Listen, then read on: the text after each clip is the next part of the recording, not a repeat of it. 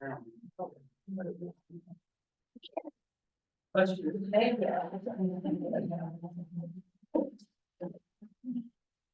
other day, Helen was one there, I can speak. It was up to mine.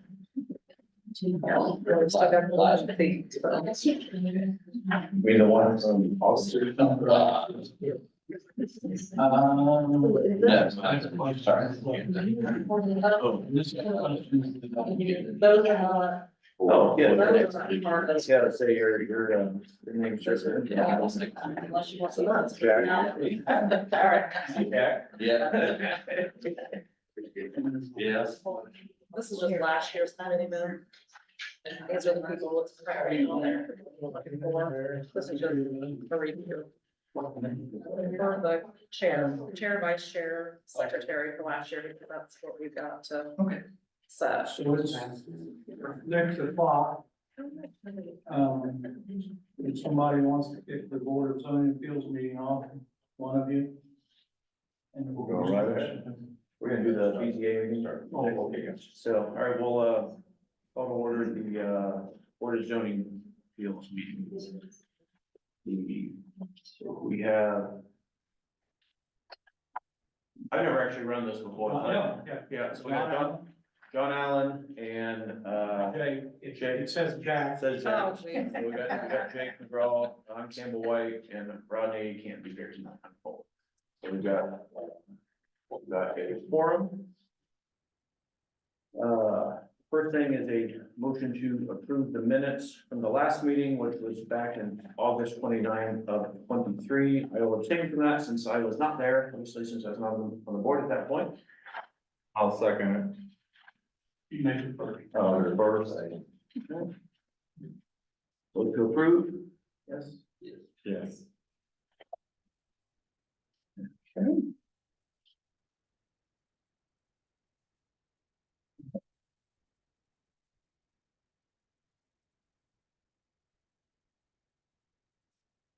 The first page was just informational, who were the chairs for last year on the board. Do we need to do anything with it? No, it's just informational, committee. We've currently got 4 of the 5 seats. We have an opening for a member, which hasn't yet been filled. And that's to be appointed by the commissioners, and it's a non-APC member. Correct. That'll be done at the commissioners meeting, I assume, right? Yeah. Yeah, it's not up to us to do that. So then we need a election of officers for the BZA. I'll nominate Mr. Campbell for chairman. Would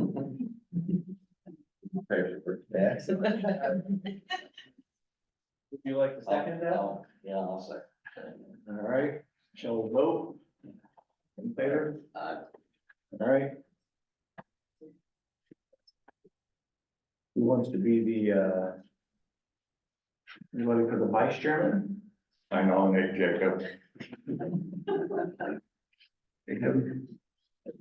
And secretary. Does anybody know if Rodney is good as secretary? If you're not at a meeting, sometimes you get voted in. We vote when you're not, or do you want to be secretary? No, I'm nominating Rodney. All right, I will second Rodney. I don't know Rodney, but without you. All in favor? Aye. Yeah. There was something for a special use permit, but that's been withdrawn, is my understanding. So there's nothing more. Is there anything else you guys want to add? Okay. Next meeting. They're usually always to be determined if something comes up. Okay. And so I will move to adjourn this meeting. What's the second? Oh, second. All in favor? Aye. Aye. This is what you need to sign, right? Yes. Yeah. Yeah. So just you and John, you're gonna sign it. Something changed, I didn't.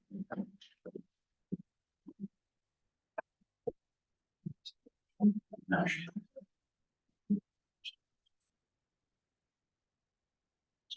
Glenn,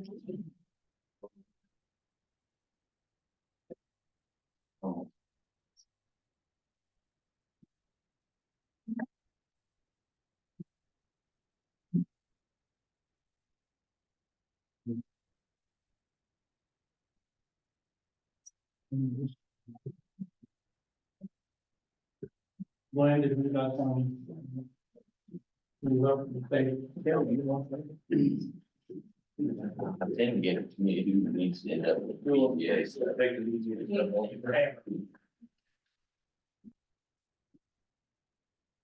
Thank you. I believe so. Yes.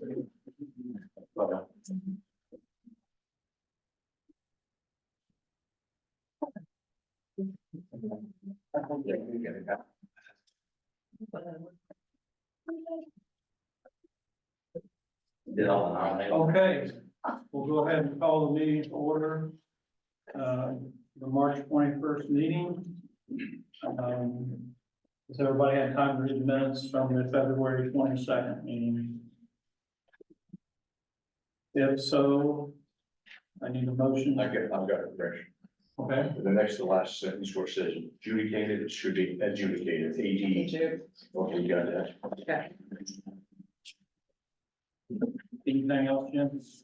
Anything else? Anybody else have anything? Okay, I need a motion to accept the minutes. Okay, Glenn, and Mark seconded. All in favor signify by saying aye. Aye. Opposed, the same. Motion carried. The following members are present: Sue Anderson, Campbell White, Jim McKee, Jake McGraw, Amy Schottenweiler, Tim Shoemaker, Mark Berlino, and Glenn Walter. Mark Bush, John Meyer. Okay,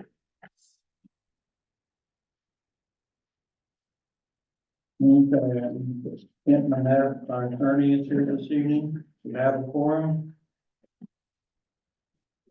There are a report of committees and officers. All of them. All of them. So, okay, and they are happy. Okay, public comment? Any public comment? I've got two people that I've invited for some of the stuff that I bring up that I'd like to let them, and they may not be fully relevant, but I wanted you guys to hear it all publicly, and then they can get going, okay? Sure. So, Clint, you wanna come on first? And this, this goes to some of the comments on to the extent that I've been able to review some of our proposed ordinances. And Clint is a septic installer. He installed my new septic system, couple, 3 years ago now, maybe. And so anyway, when I was looking at the proposal, it may all be moved if the state's regulated, if we end up wanting to take that approach. But basically, I think what we had in there was about to match perhaps one of the most restrictive counties in the entire state. And so I just wanted to have Clint kind of explain the difference, like from what is, how it works here versus in Hendricks County and the cost difference that causes. So I'll let. Okay, we've been installing septics for about 25 years. I would say.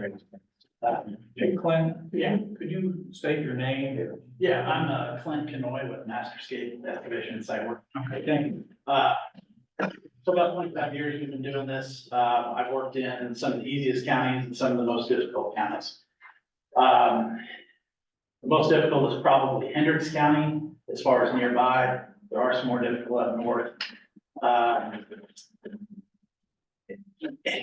The cost involved with going to engineered septics is pretty extreme, percentage wise with that. So for instance, let's say you build a 4-bedroom septic system in Fountain County or Montgomery County or Putnam or any of these in here close by, you're probably talking somewhere between $14,000 to $16,000 to build that system. The engineering costs for the engineers we use over in Hendricks County typically add somewhere around $4,400 to $5,400, something like that, to the cost of the system on top of the installation cost, but the installation cost tends to go up as well. Just because there's a little more hassle, a little more time that the installer has on site. So, you know, in my opinion, it doesn't matter to me how, you know, it doesn't affect my business either way. We do systems in all counties, so I don't really have a preference. I'm just giving you my opinion that I think, that's maybe a little much for a county like this right now. I think that, you'd be imposing a lot of costs on people that maybe aren't really necessary. I've got a pretty good relationship with Eric Haley, your septic inspector. And, you know, he's competent. He's very good at what he does. He will catch things that are wrong. That's kind of the advantage of either a good inspector or going to engineered septics, but you already have an inspector, and that doesn't, you know, cost people. So. Anybody have any questions or? That's, I just wanted to hear it from somebody who actually takes the whole. Yeah. And thank you very much for your time. No problem. And this comes up as the current draft of the ordinance, as we have it, says any new residential has to have fully engineered plans. And like you said, right now, you, as far as, you know, you gotta do all the soil tests, all the stuff that's required by the health department, but you kind of draw up and then you do it and there it is. Yeah, you're already held to the state standard, which is soil points are first, small design plan, terminated with health department. They issue the permit, installer installs the system. It's all regulated in the code book, Eric checks all that. You're not building a lesser system here than you are anywhere else, it's just a little simpler setup to get it done. Thanks, Glenn. Thank you very much. Next person I got here is, Brian Dowers. He works with me at the Fountain Trust Company. I'm gonna have him tell just a couple stories. Nothing specific to what I reviewed yet, but we've got kind of a horror story from, Burnettsville, which is a town of all of 300 people where we have a branch. And then we got a story from Lafayette, which is always a horror story. So I'm Brian Dowers, I'm the Chief Operations Officer at Fountain Trust. I've been there 31 years, so I build all the bank's buildings and take care of the operations, but these are kind of unique stories. So White County, you wouldn't think if you knew the town of Burnettsville that adding an ATM would be a big problem. They had a lane one drive-through already. We were simply putting in nicer concrete, putting in a nice drive. They had the parking lot went all the way to the railroad tracks. There was no issue here. Shouldn't have been an issue here. This is the case where you have rules that should have some common sense application, but people, as you develop, lose the common sense part. So if you know Burnettsville, it's a fairly small town. We wanted to put in this drive-through and this ATM. So we got engineering plans, of course, we're gonna do this, we'll do it right, engineer drawings. Submitted it to the county, that wasn't good enough. We now needed more.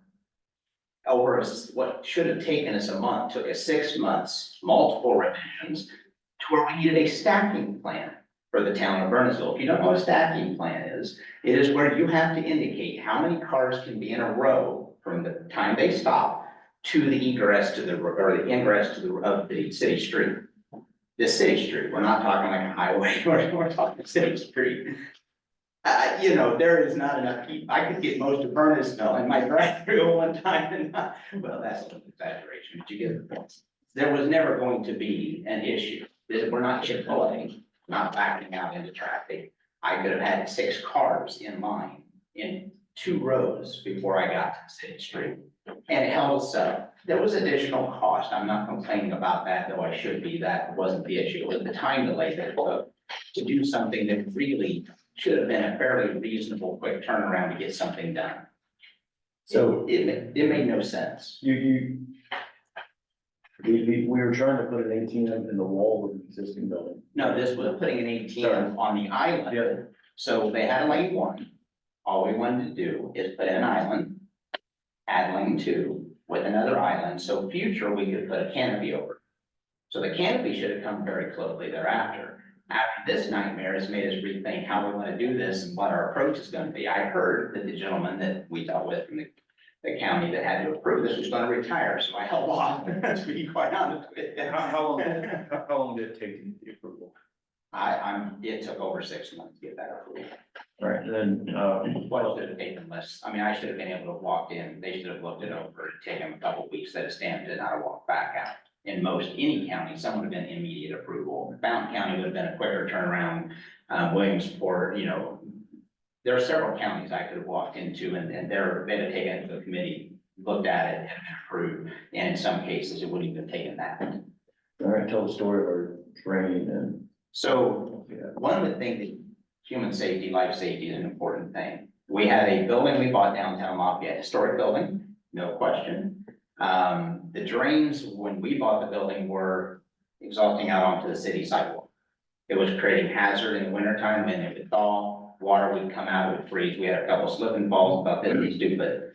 So we decided then to take on the cost of putting that under the sidewalk and putting it out to the city street.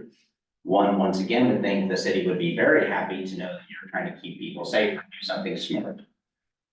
Once again, now this is the city of Lafayette, but zoning is zoning, right? We had to get an attorney in Lafayette that knew the right people to get this pushed through. It shouldn't take knowing the right people to do the right thing. That's not good governance, that's not good rules. And how long did that take? I think we actually put that off over, that we started 1 year, didn't finish it the next year, just before we freeze again.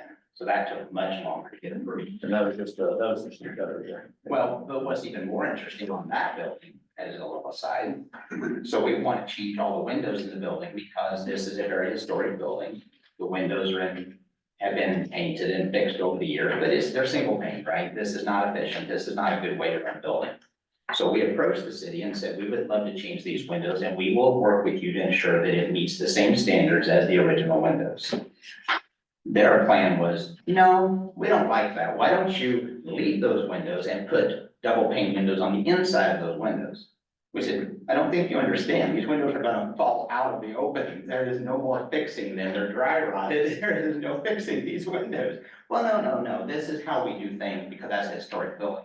Again, I get it, not well administered. And so those are just some examples where we run up across things because somebody thought a rule was a good idea, is being not well applied.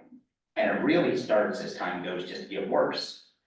So those are just. On the drainage issue, were you dealing with the stormwater board, or was that your board of works, or who was that? No, you had all these groups involved that all had their rules and all wanted their sign offs and it would have taken a few people in a room sitting down, looking at the plan, saying, okay, this makes a lot of sense. Let's get this done. Let's see what we gotta do to get this done. Instead, we had to get an attorney. We had to go to multiple meetings. I mean, we're talking a regular storm drain, all the building comes under the sidewalk. This was not a complex issue. They made it what it didn't have to be. There was no question by the folks for the city streets that this was okay to do. Other buildings did it. It was just getting through the paperwork to get everybody on the same page to agree to it. And it put us off almost a year. We was a little fearful was gonna go to another freeze and all have more slip and falls. We didn't get this accomplished, so. The windows, was that the historic preservation? The windows- historic preservation. Windows is historic. But the interesting thing and why I bring it up, yes, different group. Same exact concept as what happens with zoning. So zoning starts with best intentions, common sense. Well, don't you think this makes sense? Well, at first it always does, and then it goes way off the rails with things because you get special interest, you get groups, you get people that you get back and we have to have an attorney to get anything done. And no offense to attorneys, but it should not take an attorney to always get everything done. There are times that's important, not on these type of things. It should be procedural. You should have a standard of proof or burden. You should meet that and then you should go move forward. This well went off the rails. Okay. Thanks, Brian. Thank you very much, Brian. There's more work straight for that. No, I only needed a couple. Thanks, Brian. Okay, That's all I had then. okay, thank you. Okay, well, any other public comment? Have a question? Yes. Is that related to specific ordinances in the draft that are specific portions of the draft that you're concerned about? It's water related. The storage, These stories. septic, yes, but, specifically, yes. The other ones, were, well, I haven't got through. No, I've read the whole, some of, the drafts a couple times already, and I'm going back through more detail. But I know, I mean, I did see some references to stacking plans in there, but one reason I brought that up. The windows, honestly, is just Brian's current pet peeve, the pieces. I didn't have to talk about the fences. Historic preservation isn't zoning, and it's. It is not, it is different. And I told him to leave out the windows, but then he's really. There's another complex plan. Yeah. And Yes, it's something that's and how- gonna be available and- to the public to review before a public hearing. Well, once it's finalized, when the public hearing notice goes out, then in that public notice, it will say where everybody can come to review the. And to kind of let you know how this all started was Roger just went out to other counties that he works with and put together a lot of stuff in their ordinances, and we've been weeding through them Mhm. rather slowly, but weeding through them. And we were gonna come up with our ordinance, so just because it's in there doesn't mean that it was going to happen. Keep my eye. So Campbell just wanted to bring some people in and tell you basically that real restrictive zoning, I don't think any of us in this room wants real restrictive zoning, but we don't want the county to be get ran over either. It seemed like his point was, if there's a framework for it where things get brought to individuals from the county to decide, you get a better outcome than if everything is outlined down to the minutia in the zoning. I think a lot of there's development standards, right now this ordinance, the current ordinance for residential, commercial has 1 or 2 development standards. There are some communities that have. We represent the town of Zionville, and it's, that's the extreme. So Yeah. this is as zoning light as it gets, and then Zionville is the extreme, Carmel's the extreme.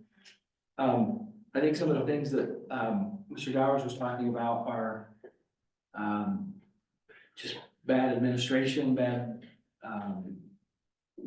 development plan review and different things. I don't know if Roger can talk about what a normal process should flow like, but there's certainly nothing being proposed here that is on the scale of Lafayette. I don't know what White County's ordinance looked like, or I would blame NDOT for the car count. No, that was.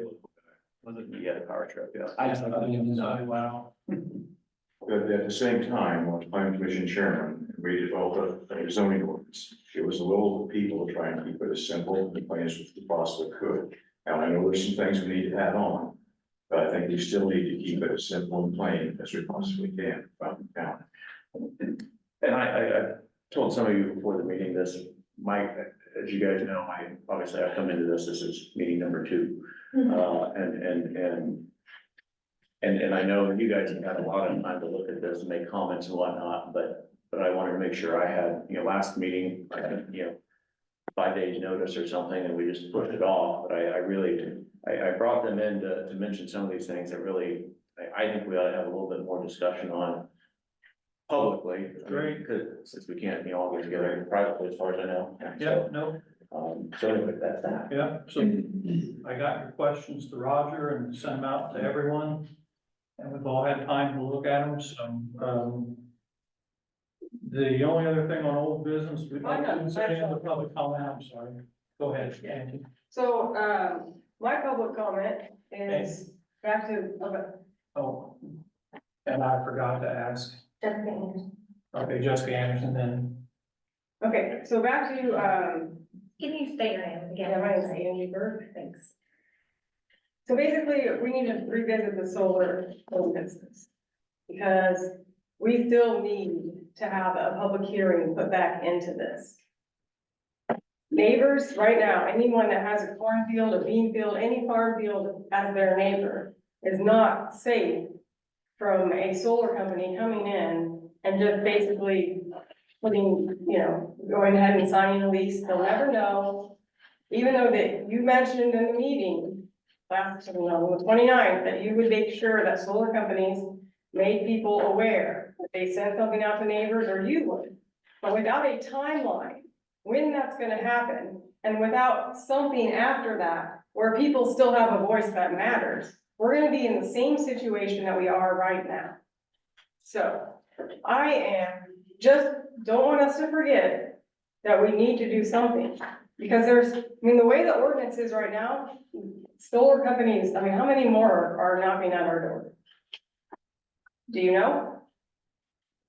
Only 3 have approached How many? that I know of. 3. And those are the 3 that we've already been talking about. So are there any others out there?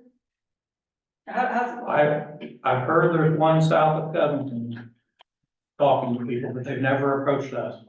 Right, so by the time they approach you, they'll be approaching you with their application. And then it will be too late for everyone to be able to say anything. Is this, are you understanding what I'm saying? Yeah, So what can we do to fix it? In the new ordinance, is there a public hearing requirement? Or could we add neighbor notification in the new ordinance for people that apply after the new ordinance takes place? Is that something that's in the budget? Sorry. Is there something new in solar that would require neighbor notification or a public hearing for the permit? Not yet. But I have which comments that, Jim put a lot of comments on solar, there's a bunch of people that gave comments. Once we resolve them, and everybody agrees, then we can adjust whichever way to go. I'm in the middle right now. Yeah. I got comments and we need to make a decision. It's a fun one to be in the middle of. No, it's fine, it's my job, but Well, I know in the 2021 ordinance that took place, it removed language that did require the public hearing and the neighbor notice. So maybe if Well, there that never- language could be added there back. never should have been a public hearing with the In secretary. the ordinance prior, there was a line that.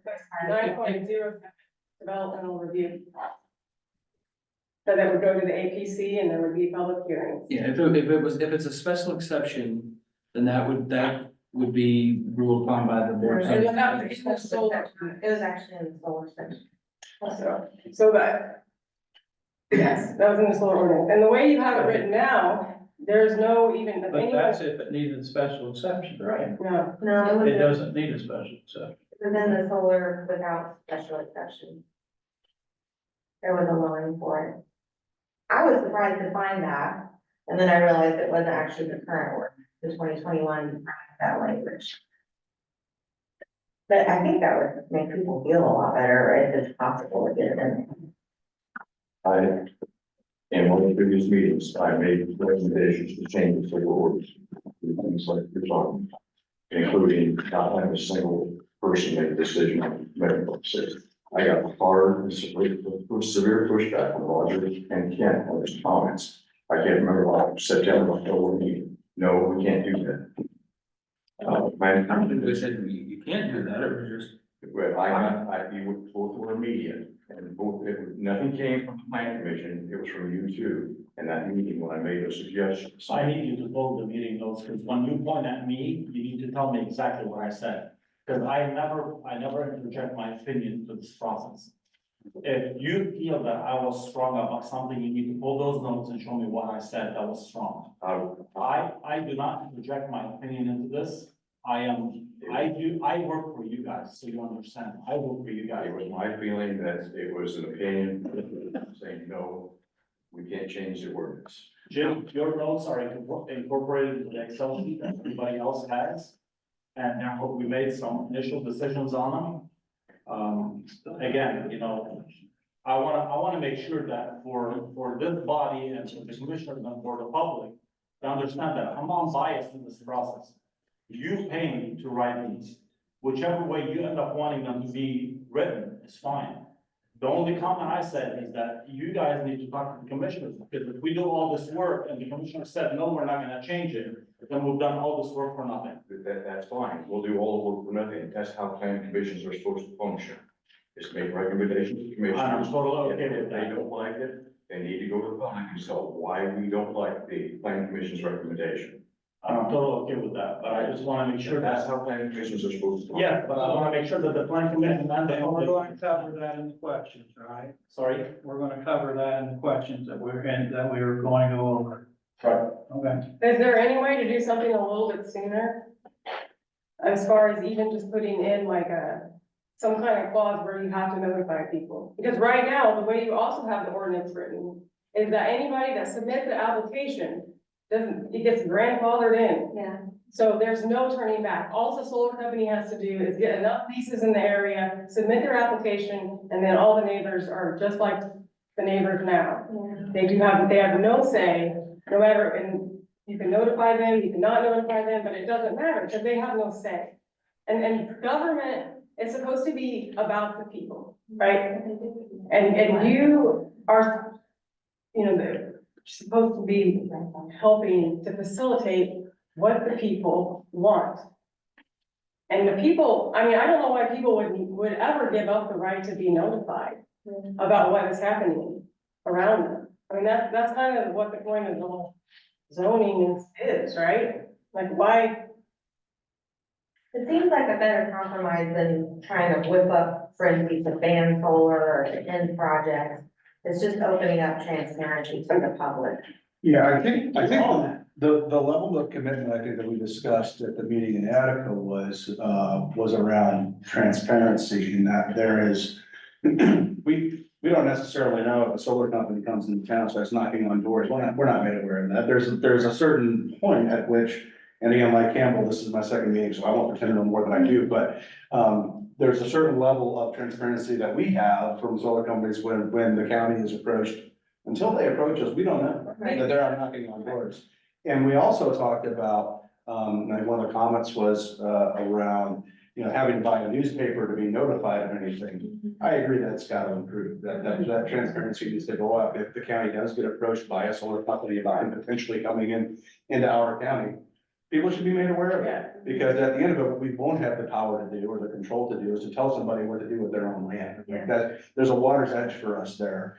And so but I do think it is important that their neighbor have transparency to know that person got approached. I don't know what our level of reach is as far as being able to say, hey, your neighbor just got approached, but we can't do that, but. Could it be done with like a memorandum of agreement or something? It's like, we're looking at doing a new ordinance and we want to put something on paper that any permits issued while this draft process is underway, that we're gonna hold just this layer of transparency where we're gonna ask that neighbor notification be carried out, and we put that into writing somehow. What would the mechanism for that even look like? I really like the idea of the neighbor notification because it gives the opportunity for dialogue to happen. In you guys' mind, what is an adequate time frame For neighbor notice? Mhm. I would say that when they're going to apply, that they need to. I think they need to do it, just like in the wind ordinances, prior to approaching farmers. They need to come in and they need to say, we're looking at your area to put industrial solar in. So people need to be aware that it's happening. And then the conversations can be like, can go from there as far as this farmer is gonna sign, that you're now a neighbor. Yeah. So, but if we don't have the public hearing in place, then we can be as transparent as we want and no one can do anything about it. You see what the problem is? They kind of go hand in hand. So- I'm just not aware of and I'm not saying it's not possible, but I'm not aware of a mechanism that when a private company is dealing with private property owners. Did you write the wind? Are you the one that wrote that? Yes. Yes, well, then you know many mechanisms that could be used in the same situation. Right? I think the county actually takes care of the notice for wind. The county would be the one that pulls those. But I think that's a result of whether it's permitted or not. I'm not sure what you're. Yeah. I think what I'm saying is if, some solar company writes letters to property owners and says, are you interested in discussing leases like is happening all over rural, Yeah, Indiana and Illinois, every place else. yeah. I don't know. To me, it's I don't know how like a we, step farther down, like after they've already started discussions with a property owner and they're gonna move forward with an application process.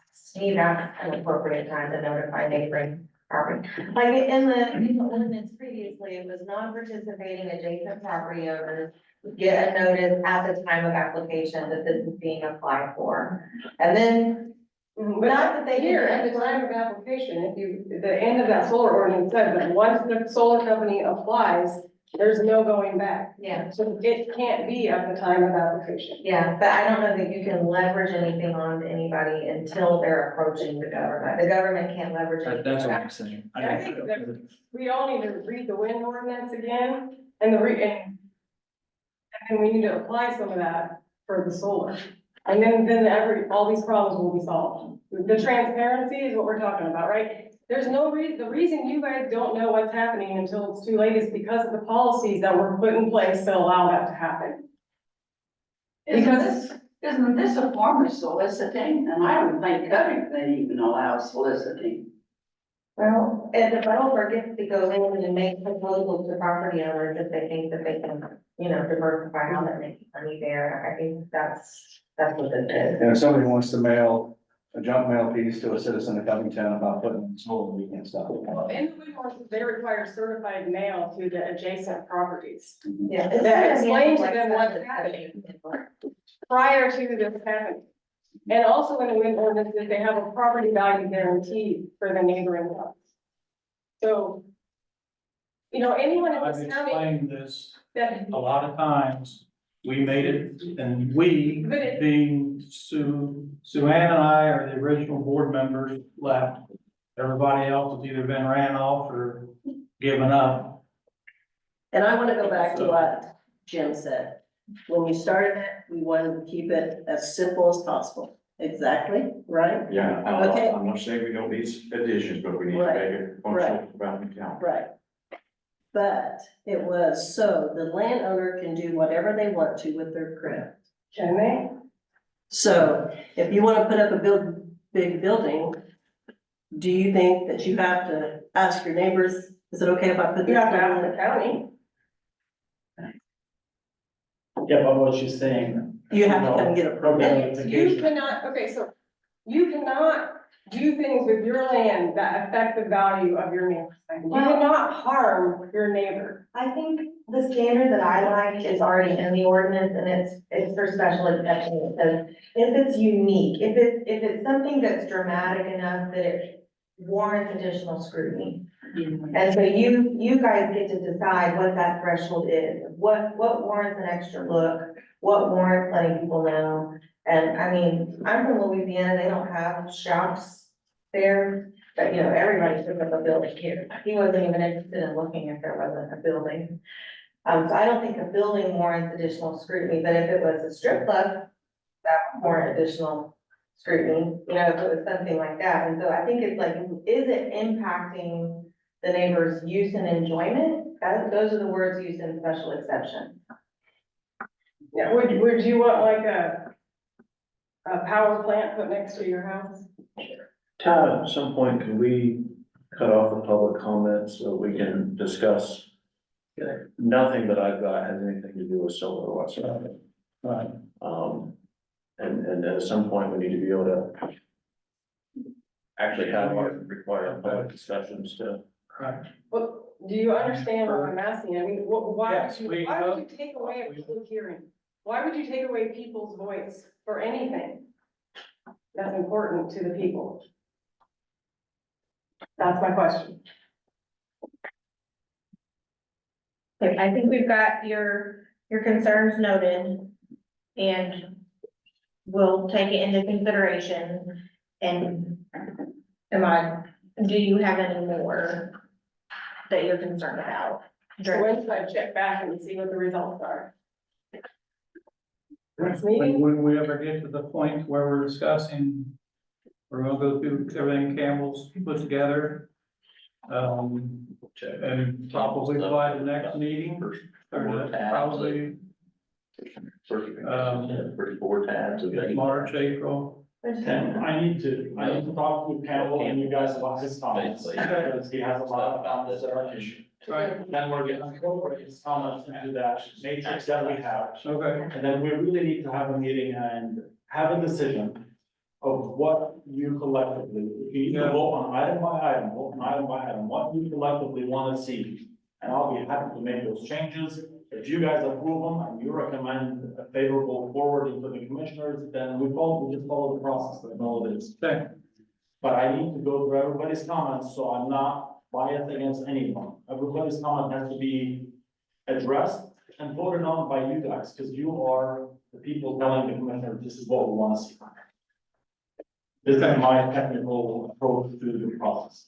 Well, I think what we're saying is that we're hearing your concerns, but we can't get to the point of making changes or suggestions to anything without having those conversations and then moving on to those conversations. So you're being heard, we just have to move on to conversations that actually, that we can make some decisions on. So, and we can't make those decisions until we have these conversations, so thank you.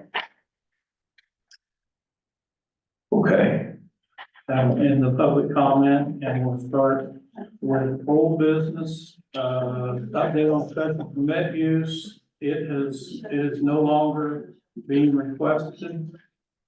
And Do you now, know why they withdrew their request? Yeah, they were leasing it, so the owner was leasing it to the shelter, and he had some concerns with us doing a public hearing, that if there were dogs and there was a lot of barking, that the neighbors wouldn't be happy with it, so he said he would not allow dogs to be on the facilities, they looked for a different, property. And can you remind me, where were they wanting to? It was on Mountain Road. Okay. Yeah, and there was a house that probably was about 50 feet from where they were gonna put the building. One quick comment.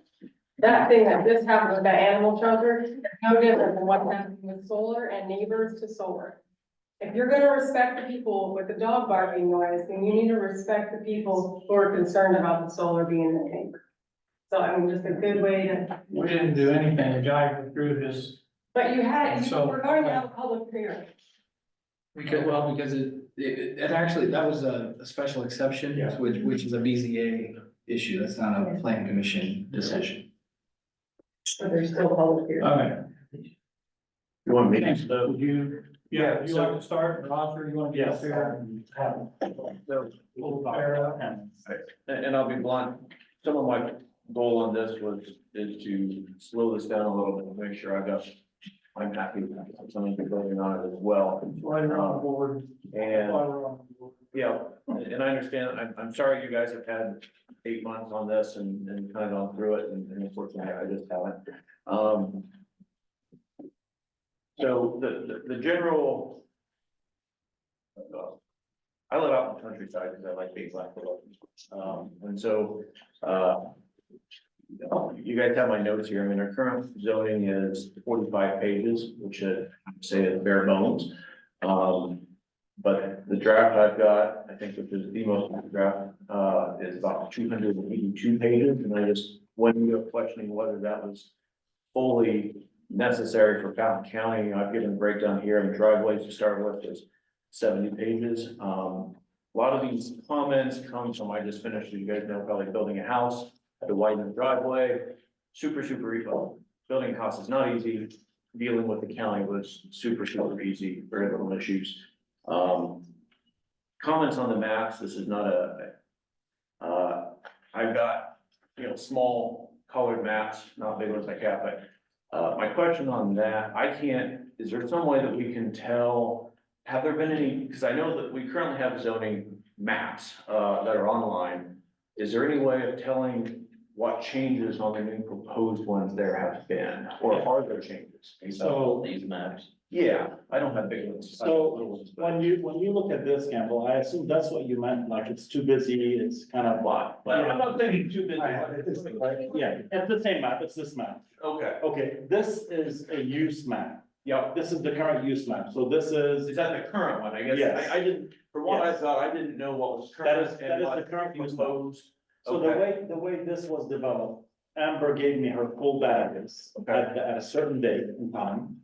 And we went in there and whatever she had coded as residential, shops up in red, whatever is coded as, commercial, business pops up in blue and so on. Sure. So we created just a visual of what the county looks like, okay? And then we had meetings on zoning maps, that are totally different than this. And the working committee, and Amber was part of that, we decided that we are not gonna designate anything industrial because there was no appetite for that.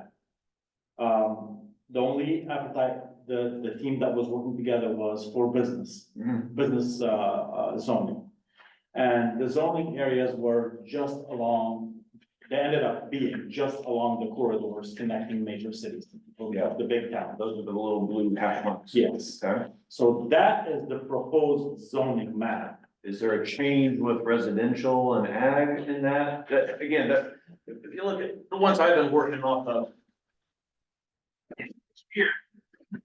No, sorry. Those are fine.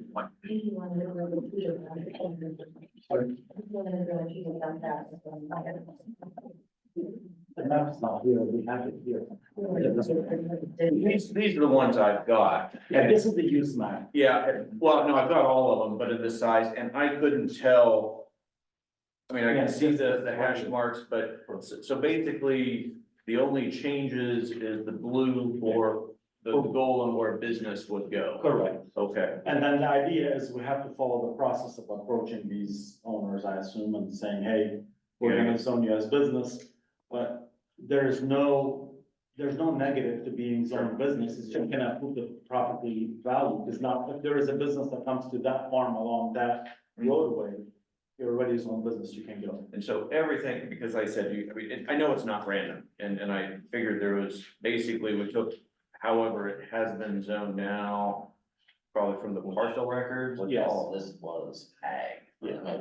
Well, but there's all these little bits of red, which is the residential, but that's all been the same. The only thing that's been changed is the business. Okay, Yes. so that, Yeah, even there's a few pepper parcel in there that are green, you can barely see them, they're so small. That were actually industrial and they were put as industrial, well, there's some of those over there by Petersburg. and we left them alone. Yeah. Right? We have to do. What I would have liked to see, my personal opinion was, is to increase an industrial area where you have utilities, so you can have a zone for that. But the team didn't feel like we need industrial, so we left it alone. Okay. I thought we added the industrial. A small To the small section. Where the factories are, basically. Well, the green is. Yeah. So the factories are on that side there. Where there were Oh, I see already that. factories there. Okay. The shaded, not the solid. So Well, Campbell, other than the hashed blue, the vast majority of the county remains untouched. okay, well, that's what I couldn't tell, because I thought, are we moving around these little red squares all over the place, and I couldn't, I had. Yeah, they make no rhyme or reason if you look at them, you know, Well, some of them are the other than bulk builders. settlements everywhere. Yeah. Load ice and bluff and all that stuff. Okay, which we came up with that some of the bigger red tracks are farms that are, they're just coded residential right now. They're correct. We use the use. Use is different than Zoning. zoning. Okay. So I believe it was, we wanted to use the current use that was residential as a baseline for residential zone. Okay, but then that would mean if they're currently actually zoned ag, the maps are based on use. This would actually be potentially changing the zoning for people who are currently ag. Yes. Okay. They would be zone business. They would remain the blue ones, the blue hash, the blue. Keep line. referring to the red. Oh, first thing I did is look at my house, all my ag or my residential, of course, my ag. But that's, The same thing happened to me. Yeah. It was zoned residential, I'm not residential, I got a hog barn right across the street. well, that's what I was And getting so at. I, somehow I got taken off the map, so Yeah. if you're living out in ag country and you're zoned residential, you're gonna be talking to someone. Yeah, but wait, there's a really important distinction between how it's zoned and then how it's assessed. Yeah, for no, there's no property. question about it, I understand Yeah, that. but what I'm getting at is, and that's what I couldn't tell, which is why I'm asking questions, is if all the red dots is current use, and I'm not talking about, valuation, because that's completely different. The use is what's used for for the assessed value. Yeah, but. You're questioning whether or not we should use all the random dots as a baseline, That's my point, because, and we should zone them agricultural versus. well, that's what they're residential. currently zoned based, because I know we have Based on maps, the old map. the old maps, they would be. Yeah. I think the only residential areas were, you know, the bigger like areas like around Yellow originally. And I can, I mean, I was thinking, but as I was pulling out a plat map and looking on Beacon to try to figure out where are these places and all that, and like I said, as I call it, the little settlements, you know, that kind of pop up, and I think I can understand that. But then you start digging in, there's a lot of little squares, and that's why I was asking And that. that's something that maybe we need to And, change. well, I'm assuming they get a notice if their land is gonna get rezoned from ag to residential. That, before that happens, don't we get it? But residential is permitted in ag. So Yeah, I yeah, understand that, but everything in ag is not gonna be permitted in residential, and if we're changing farmers' land over to residential and they don't see it coming. That's true.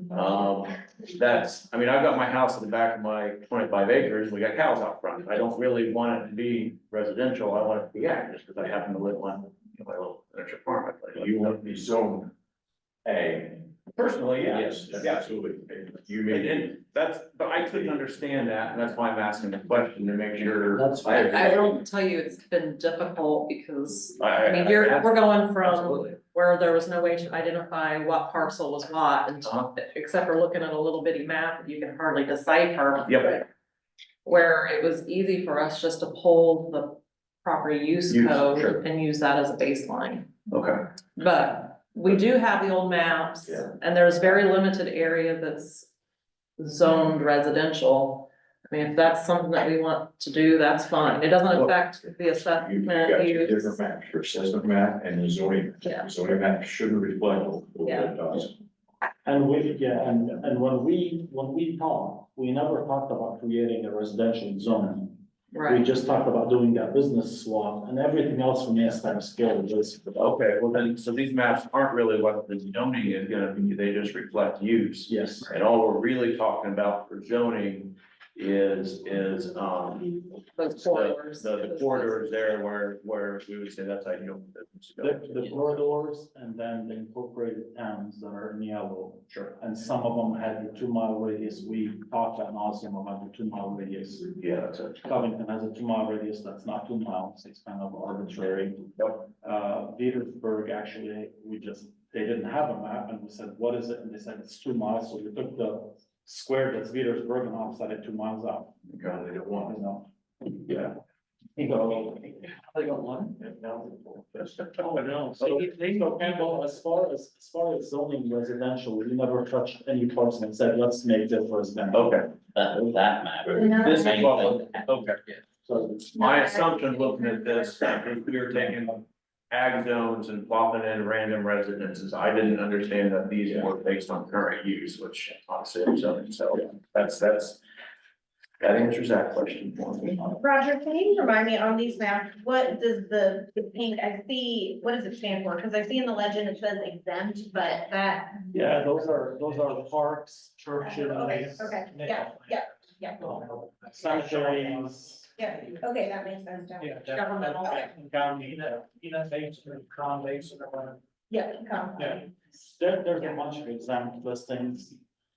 You know, churches, cemeteries, parks, government-owned properties. Okay. I'll try Well, that makes sense, to. it's like shades down in the. Yeah. Campbell, do you want me to address any of your comments, or you just wanna go through? them? Well, I don't know. I mean, I don't wanna waste everybody's time. These were, I put these together. Me personally, I would assume hit all your bullets, just because your conversation is going to create more. Okay, all right. So my other comments here, just as I was going through it was, you know, we're doing the comprehensive plan, which, you know, mainly statistics and all that, but, you know, is what we're trying to do here really gonna, promote the goals that we're trying to achieve in a comprehensive plan? And then I kept asking, the two statistics that bluntly stunned me and for Fountain County that I saw was we have a 40-year history of a declining population in Fountain County. And we also, it's one of the poorer counties in the state, which actually surprised me. I know our region is all of them, so I'm questioning, you know, if the assumption is we want to reduce those trends, you know, will this actually help do that? So that's kind of what I was asking. So on driveways, again, I just like brevity, but the big one is, you know, what is the problem we're trying to fix? And my understanding right now, we basically have nothing on driveways. I can understand 100% why, county highway department has an interest in knowing if somebody's gonna mess with their roads. I mean, that obviously.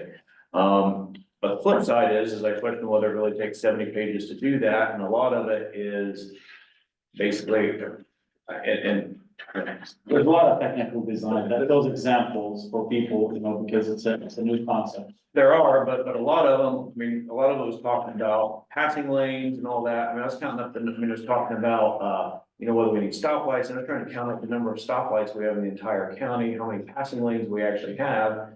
And then I'm looking at, okay, we got state roads, you know, like 41, I'm thinking, okay, you got there, Petersburg, but, you know, I'm thinking about my driveway, I just widened a little bit so a concrete truck can get down it. And, you know, do I really need, is that applicable to my spot? And And you really need a driveway permit. well, and I'm not opposed to the permit, because I can, and I don't know where the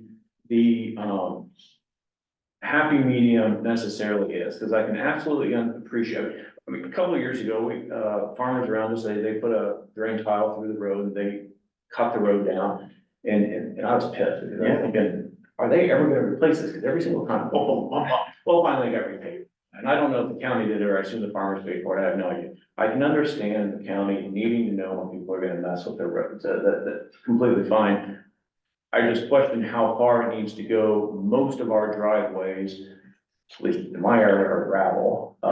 The plans seem to be, in my mind, we're geared really towards large subdivisions. And I did notice some of them were small subdivisions, like under 25, others were bigger than 25, but I didn't really see any significant breakout. And then, so for example, where am I here?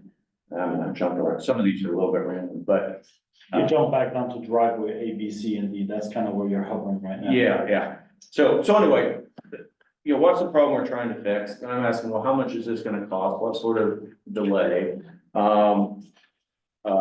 Process starts with the county engineer. I just wanted to ask about that. But that's not a big deal. Let me drop down to E here. It says should be accompanied by drawings prepared by a professional engineer. Personally, I strongly dislike when you have a local ordinance that says you should do this, because whoever gets to an ordinance should be clear so people know what they have to do, what they don't have to do.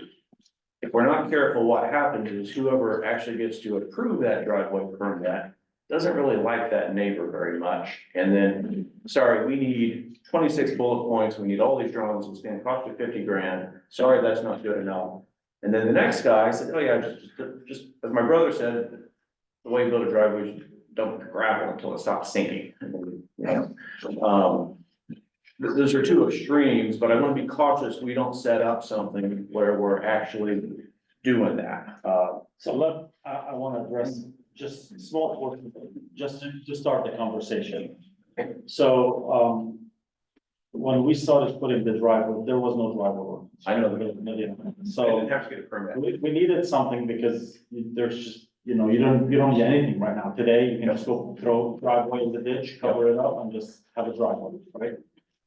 So when I talked to Jason, the highway superintendent, I said, Jason, we're gonna do what he wants to do, driveways, streets and roads. He said, yes. And he is, like an ex-NDOT guy. I said, you want us to base it on nearby counties, you want us to base it on NDOT requirements? And he said, I like NDOT requirements. And that's where this started. So this is like the Cadillac of the driveways and streets.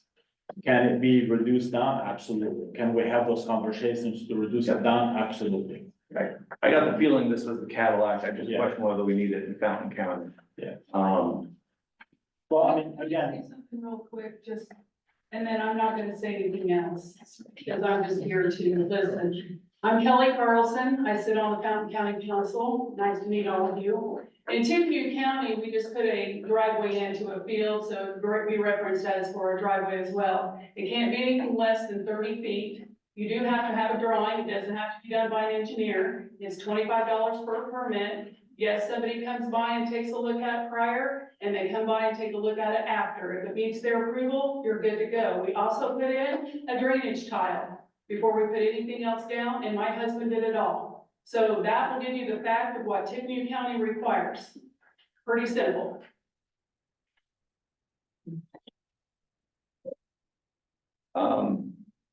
So back to your question, yes, we could reduce this quite a bit. We can water it down. We can remove it from the plan.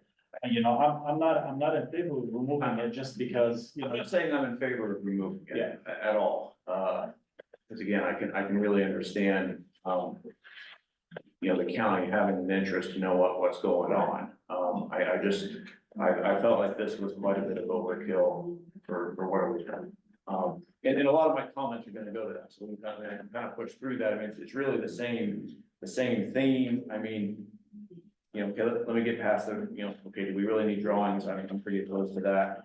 You know, the number of items, there's 26 items that had to go with it. You know, 5 separate forms you had in there, field access.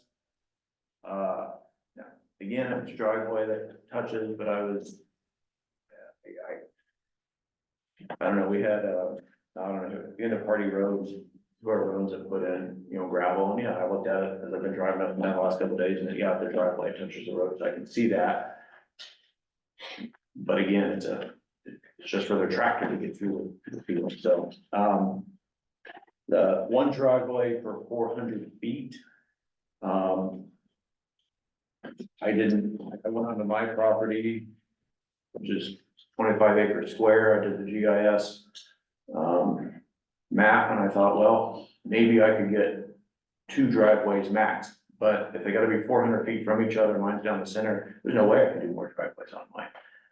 Not that I want another driveway, but I just questioned, you know, the current zoning, which I think stays, is to have a residence in ag, you gotta have a 1 acre plot, right? But if you have, I know we've got a lot of areas where we got, you know, some farmer 50 years ago set up all these plots along the main road, you get all these houses, and you have that on there outside of Attica.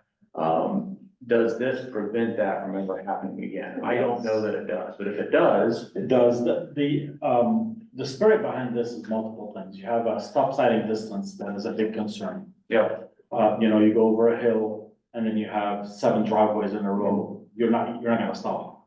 Somebody's coming out of one of those driveways, you're gonna hit somebody. So there's a sighting distance and that requires based on the speed limit, you know, this is how far you can go. With the county roads being mostly 30 miles an hour, 35 miles an hour, that's where the 400 comes in. Now, we know that people fly on those roads, but you can't stop stupidity. It is what it is. The idea behind this is just to create, like, in Montgomery County just recently, I had a developer that wanted me to design 12 homes in North Montgomery along the stretch of road. And we designed it, we split it for him and everything, and it went to the plan commission because it's required looking at it because of the driveways, and they rejected all of them. So you end up splitting it into 3 lots and selling them as 3 big lots because of the driveways. The driveways were the killer of that program because there was gonna be multiple driveways right next to each other that were dangerous for anybody using that road. So that's what the intent for this is, you know, 400 feet is based on the speed limit. Yeah. You know, you can reduce the speed limit to 20 miles an hour and then it's 200 feet, you know, but you know that nobody's gonna drop 20 miles an hour on the gravel roads. You know, they just go through it. Again, Campbell, these are set parameters that we can change. You know, these are things that if we think they are gonna harm the community and they're gonna create undue stress on people, we can change them or we can make them required to come in front of the BZA. And then you guys have an option to say. You have an option. Yeah, well, you guys can say, okay, I see you're 390 feet, you're not 400, come on, all right, we're gonna grant it to you. Or you can say, you know, based on the engineer, he's telling us, you know, that hill, it has a history of people flying over it, somebody's gonna get killed, we don't wanna be part of that. That's pretty much what Montgomery County said. We don't want to be part of allowing something that could harm people. So it could come in front of a body that can give them a special exception or a variance on that. Well, like I said, I don't know that I have solutions for all of this, some of my very strong opinions on, but that one, when I did the math, but like I said, it will effectively possibly make it quite difficult in some areas to develop if that's what people. So there's a lot of studies by NDOT based on speed and the distance, the siding and the stopping distances. If you're not gonna follow the science that has been provided by that, then you might as well just not follow anything, because you're just adding more confusion to everything, right? So you can either say, yeah, I'm gonna adopt that because NDOT has done the studies, they've paid millions of dollars, and they say this is what's safe, and that's what we're gonna allow. Or you're gonna say, in Fountain County, this doesn't apply because we don't wanna burden some people, so we don't want it. And then that's where the discussion can go back and forth, and you can decide it. Actually, the 400 feet, is it based on like a blind hill, and then the speed to stop at that next turn? Yeah, even if it's not a blind hill, even if it's a flat area, depending on what that speed of So it's the. really just stopping It's a distance. stopping and sighting. So then if There's it's, two things, the sighting is the hill, the stopping is actually, it takes you two and a half, whatever, 3.3 seconds to decide, oh crap, there's something coming. And by the time, between that moment, hitting the brakes and the car stopping, obviously on gravel, it's gonna be a lot longer because you have friction losses. They calculate what the distance is that you could safely stop. Yeah. And I if you- get that, it just seems like if it's consecutive driveways in a row, that stop distance from the final driveway to the stop distance to the first driveway kind of goes all in the same calculation. It's not like your stopping distance starts over at the driveway. You know, so maybe it's better to have it after blind hills or obstructions, and then you allow them to be in close proximity because they're all accounting from the original stopping distance. Yeah, I'm open to anything you guys think about. But I think we've talked before that there's so many what ifs. Yeah, And if we set something like the 400 feet rule and make it, adopt it into the zoning ordinance, then anybody who doesn't agree with it can come to request a variance. yes, request a variance and come to us with some kind of appeal, like ask for a special consideration. So it's not restricting that from happening, it's just, there's too many what ifs. But if it's too restrictive to start with, every single thing that comes here. Right, that's- right. That's part of the issue. Yeah, I'll keep pushing on. 'Cause like I said, a lot of this is just to bring it up, these concerns I got. This one, being a real estate attorney, I don't understand somehow. If there's a shared driveway, the county requires an easement ahead of time between the people. I do agree that's a fantastic practice. I don't see why the county cares. If the access to the driveway is fine, this is one of those instances where let the neighbors deal with their own land and keep people out of it. Well, it's for the same reason we record land. Why do we record it? Because if you cannot landlock anyone. So if you don't have an easement, then you can landlock something. County this land. Well, then you should shoot the surveyor and landlock that. You cannot landlock. Yeah. Anybody out of their property. So in order to do that, you have to create those easements. And there's a reason why those easements are in place. To protect that landowner. You and I live next to each other. We're brothers today. Tomorrow I'm gonna say, you pissed me off. You can't cross anymore and you have no access to your land. That's why those easements are important. Yeah. But I need to go back on that easement. You have it at 50 feet. We can reduce it. Okay. 50 feet is standard because if that easement ever becomes a public road or is dedicated to the county or dedicated to a future city or town or whatever, that is what is standard. It's 50 feet for dedication of a public road. You know how wide my county road is in front of my house? 50 12 feet. feet. I'm giving a little, 16. Yeah. You know how wide 32 is? 10 narrow, 16. I'm giving a little, 19 feet. At the end of my road. Yeah. 19 feet. I am more than happy to reduce it. Yeah. It's just, I mean, you know, the standard, if there's no right of way, the rule of thumb is either 15 or 20 feet from center line of the road. So by default, you're going to 30 or 40 feet wide. 50 is too much, we make it 40. 40 is too much, we make it 30.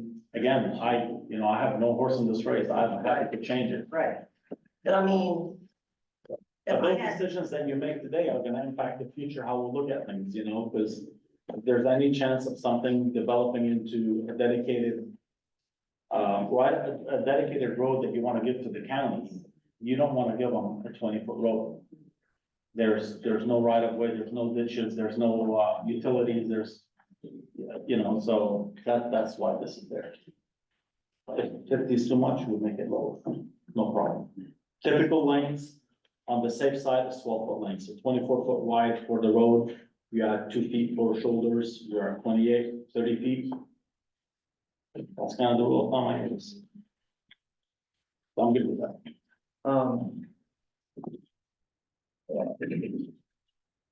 Well, all these are along the same vein. I mean, numerous new requirements, mailbox turnouts, utility pullouts, access control. I see how like I said, just the Cadillac of ordinances, what I see is, I guess I don't see us needing roundabouts at this point. I mean, when I'm thinking of the buildings around here out in the county, I just, they seem, this seems like a lot.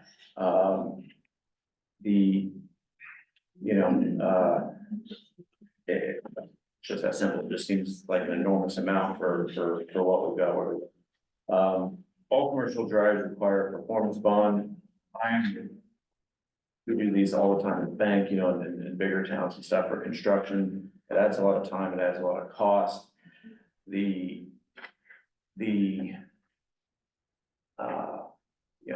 goal of the performance bond is when the developer goes broke and the whole project falls apart, there is a pot of money that at least the county can step in and repair the road, put it back, finish the project, that sort of stuff.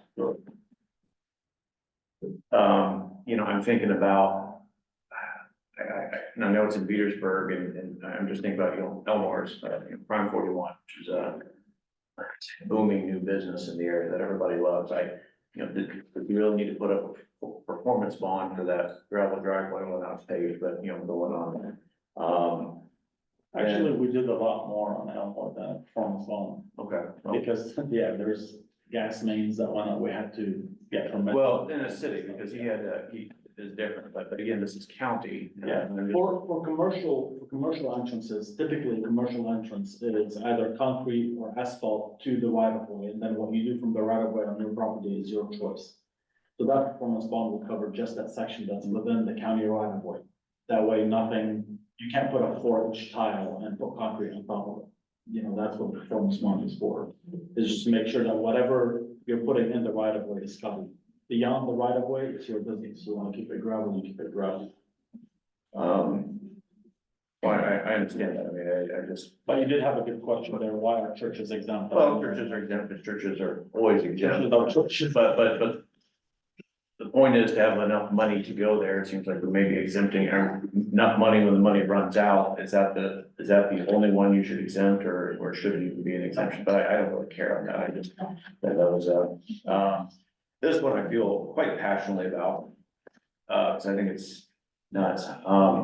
There's an additional disclosure form to put in a driveway. It says you gotta have every single person who has any interest in the property, including the mortgagee, which is the bank who holds the mortgage on the property. And I know approximately 97% of the mortgages in the country are sold on the secondary market. I don't know how it is possible. I mean, I've dealt with Chase it took over a year just to get them to allow a partial release when somebody wanted to sell off a little bit of it. I don't know how you can ask people to track down whatever hedge fund currently owns their mortgage and have them sign off just so they can put in a driveway. On that, this is something I thought about after the fact. It also requires, for example, if there's husband and wife on it, it requires everybody. I would allow just one of the spouses to be able to sign a permit. How many of you run into trouble with the BNB because one of you gets to go, but you're both on the car? it's a nightmare. So I think some of that stuff can be cleaned up quite a bit. Yeah, I have no problem with that. So, all right. Streets and roads, first big question is, well, I think this is really geared towards subdivisions probably, because there's not too many projects where. I understand that the goal of this is to, or correct me if I'm wrong, but my understanding of the goal of this is if somebody's gonna build a road. That the goal is then to dedicate it over the county, and the county is gonna take that on. The county wants to have it built to certain standards. Correct. Which makes absolute sense. My question is this requiring such fancy roads for Fountain County that it's not gonna be possible? We have, from what I could tell, it was, and maybe I'm wrong, but it was strictly pavement. And if it was certain, it always had to have concrete curbs, unless there's a few exceptions there. You know, half our roads, according to the statistics in the comprehensive plan, is gravel. I just question whether, will this effectively stop every possible development? And maybe it won't, maybe, I mean, I may not know enough about that. But anyway, that's my question on that, if we all know the way zoning works, is, yeah, we allow anything. But the restrictions are so tight, you can't actually do that we say that we allow. And have we effectively killed anything because streets are just too expensive to do that? And I don't know the answer, but I think we ought to talk about that. Well, on subdivisions specifically, and if the subdivision roads are gonna be dedicated to the county, you probably want it to be asphalt. You don't want a subdivision with gravel roads. It's just a nightmare to maintain the ditches and all that.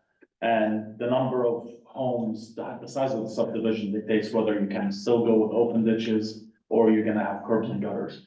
Because the bigger the subdivision, the more runoff you're gonna have, which takes us to the drainage code. Yeah, and there were different things there on size of subdivision. Yeah. And I know it's inside the city, so to Covington, but I'm thinking about the subdivision there at the golf course, doesn't that have gravel roads to it?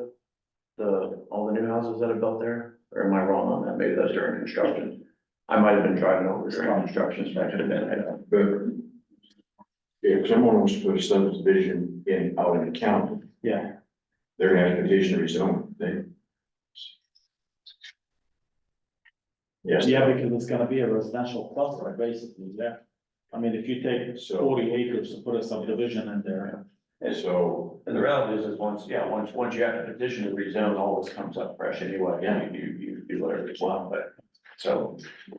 Campbell, all your comments are legitimate and they're done in goodwill. What I'd love to see from you is your review document that I gave you, marked up. So the next meeting we come and sit here. Fair enough. I did this because, you know, this covers basically the first 160 pages. That's a lot. I'd love for us to come to a decision so we can, address these one by one and say, yes, this makes sense, this makes no sense. That's fine, kind of, this doesn't. Yeah, I understand. I just, like I said, you guys have had 8 months to look at this. I've had a month, and I wanted to share publicly with the whole commission some of the problems that I was pretty concerned about, so. That's good. I mean, I can kind of skip through some of the stuff, 'cause I mean, I obviously nothing's gonna happen, I think, but, how do you guys want to proceed? No, that's fine. I can run through these very quickly because I read all your comments and I kind of jotted some. The blockage of traffic was really from the Fountain County Highway Department. They don't want the roads closed without being notified, so. I wasn't talking about closing it. I didn't understand that. What I was thinking of, for example, is when I put in my septic system, when he had to bring in, or no, when he tore up my old house, he had to bring in this big excavator. He had to park the lowboy on the street, and the way I read this is that counts as blocking traffic. And I'm thinking, there are no turnoffs, every county road we have goes straight down to this ditch. You can't safely offload I'm making out a number, 30-ton excavator by pulling off the road. If that counts as blocking the road, then I think we got a real problem. You got every single combine that parks, I mean, everything. if you're talking about putting up pylons and saying we're shutting off this road for a day, well, yeah, of course you gotta notify the county. Well, again, I would really like to get more feedback on that, because what's acceptable, because, you know, like Clint's logo. If you have a 16-foot lane or a 12-foot lane and the logo is 10 feet wide, that's a closed road. If he's working on your septic for 2 days, that's a closed road for 2 days. Is he just dropping off his equipment and going parking in a field somewhere and just allowing people to use that road? Or he's like, I don't have anywhere to go, I'm gonna stop right here. Then that is, I think, more of the spirit of that, you know, are we blocking the road to not allow others to freely go through it? Or is it, most people in Fountain County are nice enough, they see a low boy unloading something and it's gonna be 5 minutes, they'll sit there and just be like, okay, we're good, you know, let them unload the tractor. But then they're gonna be pissed off if he just takes a tractor into your home and leaves a low boy in the street blocking it. For the record, you just drop it off, but yeah, again, the way it's read, I don't wanna set up something that can invite, what's the phrase? I don't know what the word is, I don't wanna set up a situation where we have a big choice of when people might get a fine or when they don't get a fine. Especially when ag is concerned, because in our county, there's a lot of farmers who will park a semi on the road, unload into it. They're not there for very long for the most part, but that does happen. So I wanna make sure that we stay ag friendly in that kind of situation. We have to, I mean, I live on 200 South. Every fall, we got 6 semis lined up and the cars, luckily the road is blocked, and the cars, we just sit there and we wait for each other to pass. That's the way it has to work. That's just the way it is. We can't say that that's illegal down in Fountain County. And so, I'm totally okay with that. I don't think we want to inadvertently make lawbreakers like people. yeah, All of us, including the whips. That would. So we're gonna get to that. Yeah, we're gonna get to that in a minute. I just, we can switch to the septic and well, which I think, or can, unless Campbell, we have something else on. yeah, I got but overweight vehicles, and then, okay, yes, I got a couple notes here. The overweight vehicles, I looked on the list of comments and ag was pretty clearly knocked out of that. I had a little bit of question, so for example, farmer has a nice big excavator and he hauls it down to, tear out fence rows or the trees and stuff versus Clint's excavator to put in a septic. They happen to be the same massive 50-tonner or whatever. Yeah. But is the one ag and the other isn't? And if so, does it really matter? And do we care, or should we make that level of distinction? I want to bring that up. One other thing and this one I feel strongly about, but it's not in the notes here. Roger, your comment on the spreadsheet with the comments was ag could be accepted out in the permit. I feel pretty strongly it should be in the actual, any exceptions. We shouldn't say you gotta get special permit for all overweight vehicles. And then just in the permit, say it's not ag. I think the actual law itself is what should say. I agree with that. Okay. I think that was not the intent of it. Yeah, Okay. we will put it, whatever the final decision is, it will go in the ordinance. It should be in the actual ordinance, that way people know exactly what it is. Now, to answer, We talked about that at one point. I think the exact same thing, whether you're calling an excavator for farm use or it was part of a detour in a road and had to go down a county road, and I think we can include license in place and Something would sort itself out via ag plates or commercial plates or personal plates. Well, if they're hauling it on the trailers, I don't know. I mean, do you have ag plates for a trailer that hauls an excavator because it's owned by? Yeah, some do, some may not. so some of the conversations that we're having is, one, protect ag. You know, we wanna exempt them from these requirements because they're too restrictive, right? But then you come to the point where, like the Clinton story, you know, he's going in to do a private job and he rips up the road off because the weight is excessive, or he didn't tell the highway department. Now the county is stuck with fixing a road that you benefited from. I'm using you as an example. but nobody else in the county benefited from. So. In our county, is that a big enough problem? I mean, clearly, the overweight stuff that we have, there's no question these ag, and I'm making up a number, 80%, maybe 90%. In my 10 years, we have one incident down on the Sandtown Road, Hog Farm, one in the Park County, just the right in Liberty Township. Yeah. Well, it would have been in Fulton, right off 234, turn south and go towards Sandown. Fountain County has about half mile there maybe. They were building a hog confinement right on the county line there, and their equipment tore the heck out of our county road. Well, they took care of it. County Highway contacted them, and they were good enough to say, yeah, we'll take care of it. But they could have just as well done it. I mean, I don't know, but that's the only time in 10 years that I've ever known of anything, other than an occasional farmer going into a field and his equipment just digging the road up a little bit. Yeah.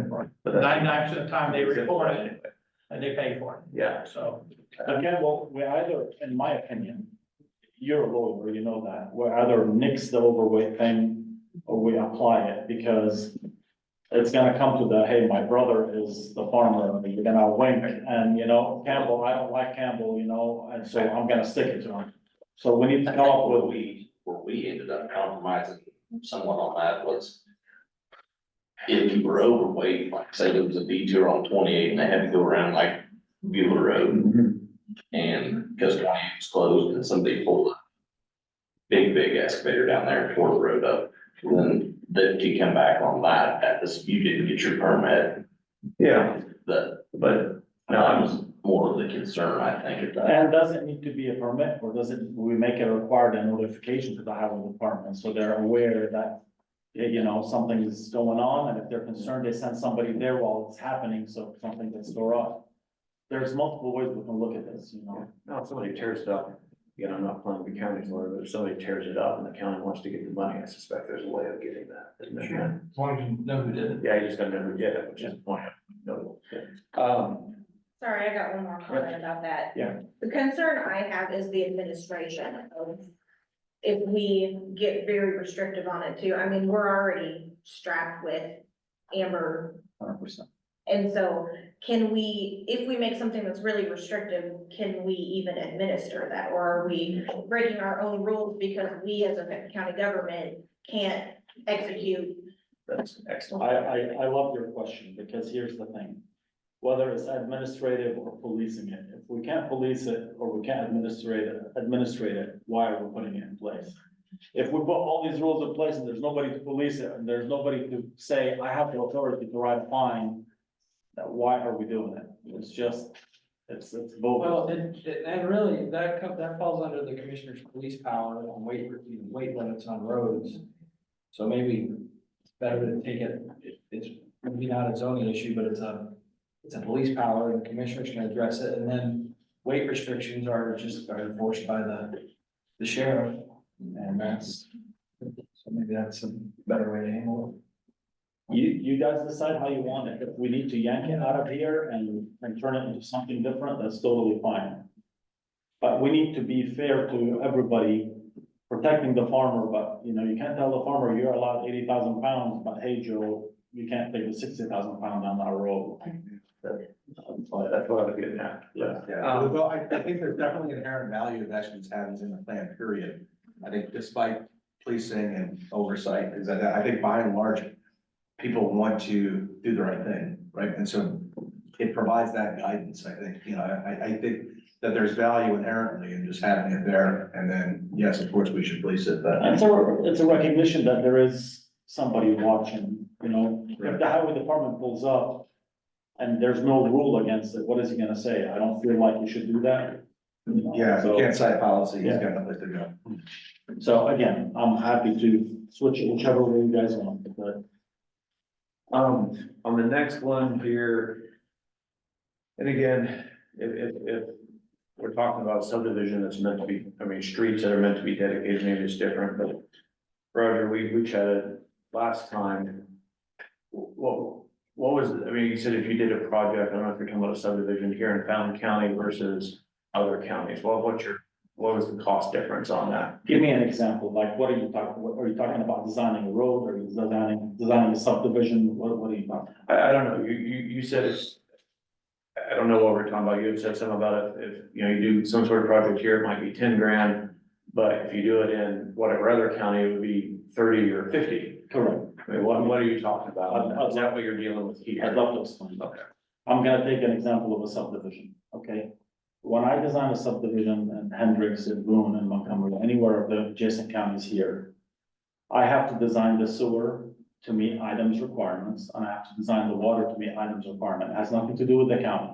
So all things being equal, Fountain County is just the same on cost as everybody else, right? Mhm. In Montgomery County, I have to design the roads to the county standards if it's in the county. In Crawfordsville, I have to design the roads to Crawfordsville standards if they want to dedicate those roads. Here, we don't have anything. So I can have a 60-home subdivision with gravel roads, because I don't have a standard for it. And then now you have 60 homes. When it snows, the county says, that's not my responsibility, and they say, we have no way of doing anything with it, so you got people stuck. So that's where the cost increases, because there are requirements in other counties that says, if you want this road to be dedicated to Montgomery County, like my subdivision where I live, design it to Montgomery County, we'll accept it, we'll clear the road, we'll do the maintenance on the road. So there's cost differential there, right? And then drainage. Every county around us has drainage requirements. Fountain County has no drainage requirements.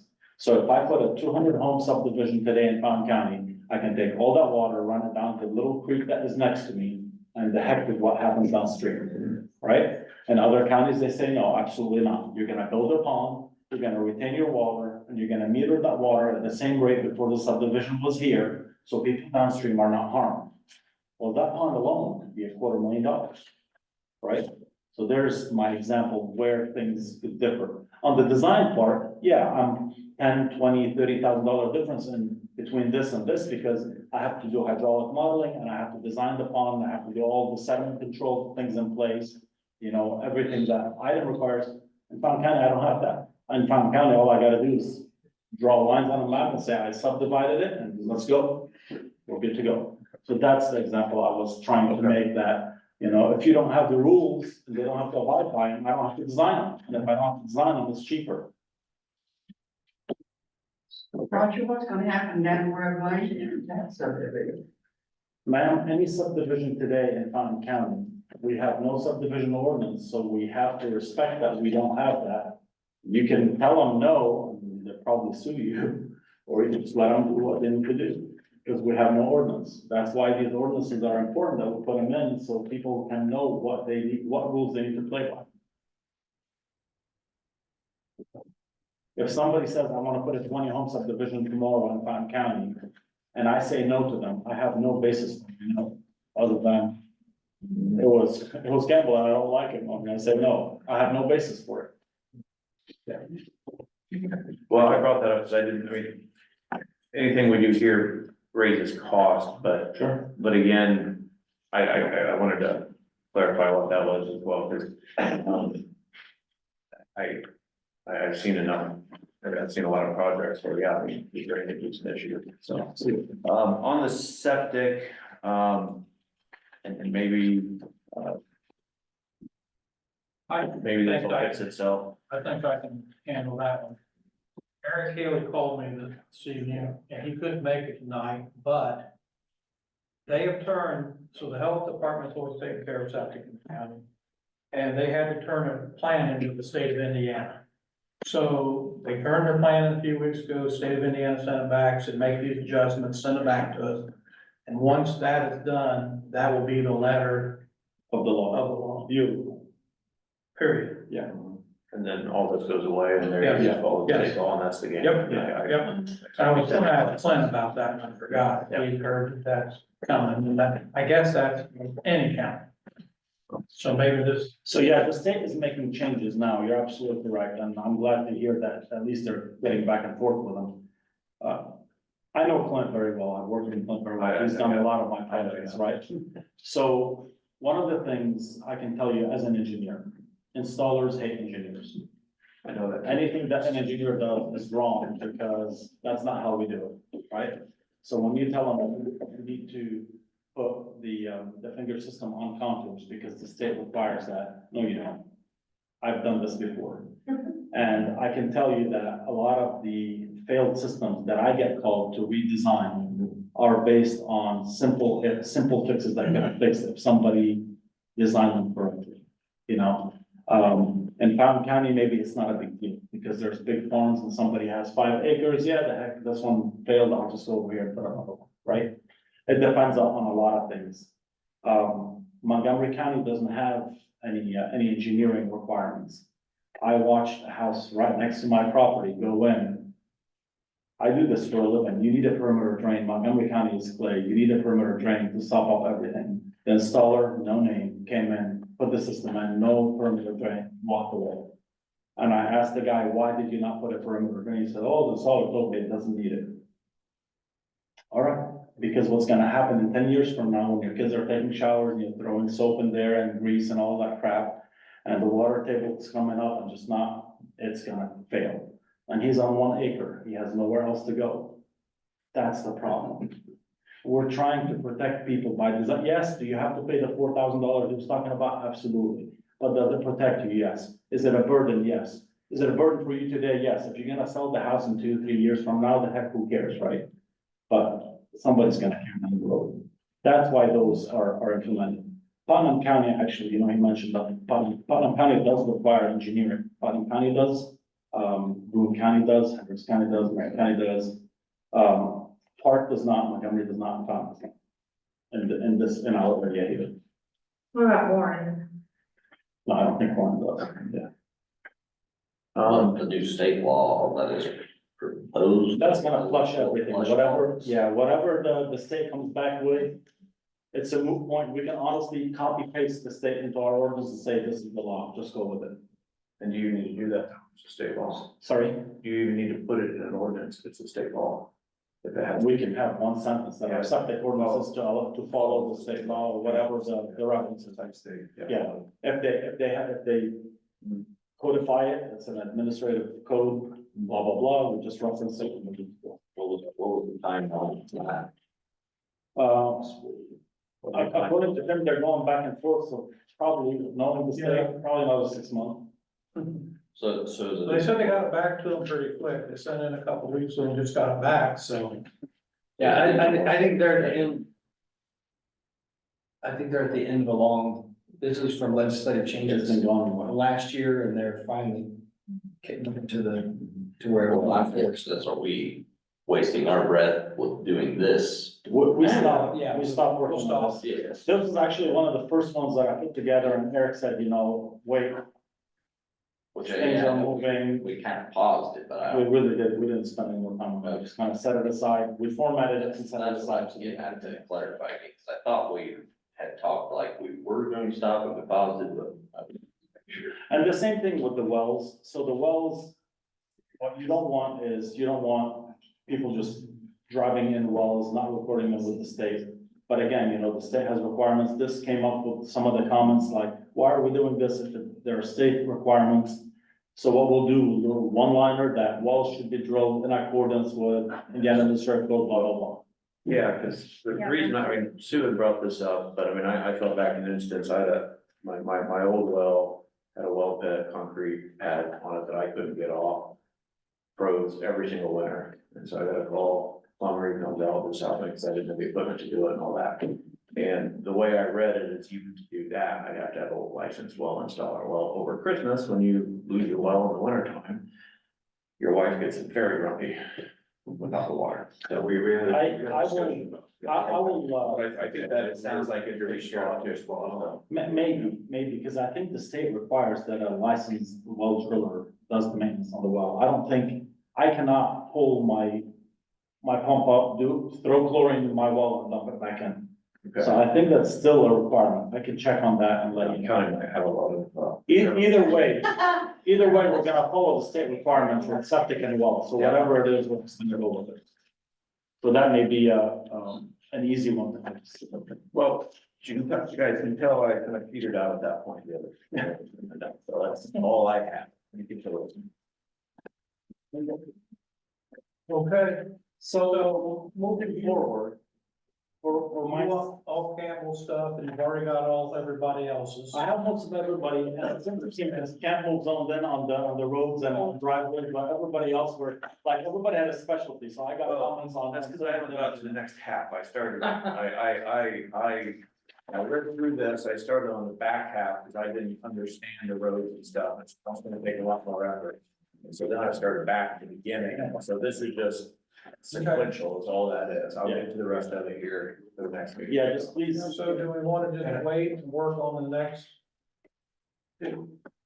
set of questions? you remember that meeting, we sat here for 4 hours and Oh, I kind of do. do things? Maybe Unfortunately, you do it again, right? yeah, we have to. Yeah. Because I have to go through all of it. I mean, every comment, I have to have nods from you guys or the majority of you guys, so I can move forward with it. Well, But thank you for your input. Yes, thank you very much. Okay, new business. Well, Oh, Back up, part of this notebook is Fountain County Board of Commissioner and zoning ordinance. Right here. And I've spoken to the issue of composition of the plan commission on 4.03 D. That's to do with the county extension educator. What's written here is not compliant with Indiana code. Indiana code on it is 36-7-4-208. That's why we have Mr. Sean Flyler here. We'll update that, Jim. That was one of your comments that is noted. We'll update that. The commissioners are not following Indiana code with the respect to the decision of the Fountain County Extension Agent. The Fountain County Extension Agent does not live in the county, then the county Extension board. extension board makes a recommendation. what's that, James? Yes, that's me. And we're not in compliance? No, we weren't compliant earlier. Oh, okay, Till I okay, made it clear to the commissioners that we weren't compliant. okay. Are we compliant Now we're compliant. Okay. But what's written here is for advisory metropolitan, not advisory county. now? Okay, we'll update it for the next training. Yeah. Not a problem. That was one of your comments that had to be addressed. I know, but second one we went through, is that what red line there, I'm assuming? That was a proposed changes. Yes. And that doesn't comply with Indiana code. We'll update that. No problem. Mind you, so just so you guys know, Kent is sitting here and he's the county legal. He has not reviewed this yet. I wanna go through you guys before I send it to him, and he will catch stuff like that. Hopefully, Kent, he'll catch stuff like that. But we haven't had legal review on this, and now, I just wanna get through your group. Send it, once we have, okay, this is what we want, this is what we wanna send to the commissioners. I would like to send that to Kent and say, Kent, please take a look at this, make sure we didn't miss anything. And then we can move forward, if you guys are good with that. That sounds very reasonable to me, but. Yeah, I would say. Good. Any other old business? That's Oh, that. the camera. No, what are you talking about? I don't hear Name anything. that. Here it is. Okay, moving on to new business, the comprehensive plan, we'll have a public hearing. Could I speak to that? Sure. The commission hasn't voted to have a public hearing. Okay, The commissioners can't, decide for the planning commission to have a public hearing. Okay. Okay, you as chairman, just want to have a public hearing. Okay. The commission itself has to vote. do we have a motion on the floor to have a public hearing for the comprehensive plan, April 25th, 2024? I'll make that motion. Do we have a second? Second. All in favor signify by saying aye. Aye. Opposed, the same. Motion carried. Tim, have there been any updates to the draft since the last Hasn't been, draft? hasn't been sent out. Okay. There was, You guys have copies of that? Yeah, Amber sent it 2 weeks Okay, ago. okay, just wanted to make sure. Or I believe they both happened within a couple hours of each other. I think the last one was, he took wordage out that said something in the fact of affordable housing or something, whoever didn't want that in there, thought that was gonna be Section 8 housing. And so he removed that wording, that was the last thing. Okay, sounds good. Do we know if that's gonna be here, or are you gonna get a different venue for them? Well, We advertised it for here. for here, That's it. That 6 p.m. So. I guess it's gonna be here. And pizza. Yeah. So will we Yeah. do that before the APC meeting starts? It'll be an agenda item in the. Okay. Not that it. I mean, it's out there for everybody to read, Yeah, I just got the proof of publication, so it's been published, plus it's on the website. Copy is in the office to be viewed if anybody wants to see it. Where are we on like social media posts for notifying folks of that kind of public? I know that anything that's on the county Facebook page, I send to Brenda or Brad. I asked for it to be posted, I don't. Are our public hearing notices or notice to bidders, is there a mechanism for those to be on the county website or? Not be a question for me. I'm not. It's not a requirement, it's just that's something that. Have to talk to Brad, I don't have access to Um, that. Kel, our IT guy. Yeah. I usually So- just reach out to him when I want things posted. Yeah. So today you wanna talk about what we put on the site today? Brenda, would you please? So I did reach out to Brad, and if you go to our website, fountaincounty.net, and you will lines going across and go to the elected officials, commissioners, and right below that is meeting. Click on that, there's a link that you can click on if you have questions. Commissioners, it will be emailed to all three of us. We will not be responding online, but we will address it at our next meeting. And then also, we'd had some comments on Facebook about nothing, We're not responding. we're what now? Something about why aren't we responding? And no one is monitoring that. Yeah, we're getting, We're trying to work on getting a PR. I'm still waiting on a couple of companies to give us quotes on what it would cost, and then I have to go before the council to see if they're willing to fund that, or if we want to hire an individual to monitor that, because and I think in our opinion, we need a professional, to address some of those things. What is the? So- Fountain County government. fountaincounty.net. No, the Facebook. There's no link. Oh, the Facebook, no, I'm talking, this is This is This on is- fountaincounty.net. Yeah. That's where I have it linked. We But did you say it goes on the Facebook? There is a We do have Facebook a page, but I don't know who is Page. the admin of that. And it's just been used for informational only, not correspondence back and forth, and so I think there was a comment. And no one was even, I've never commented before on it until here recently, probably this past week or two. So my point that I thought you would bring up was that there's now a link there to where it says meetings, and you can hit it, and it will take you to YouTube.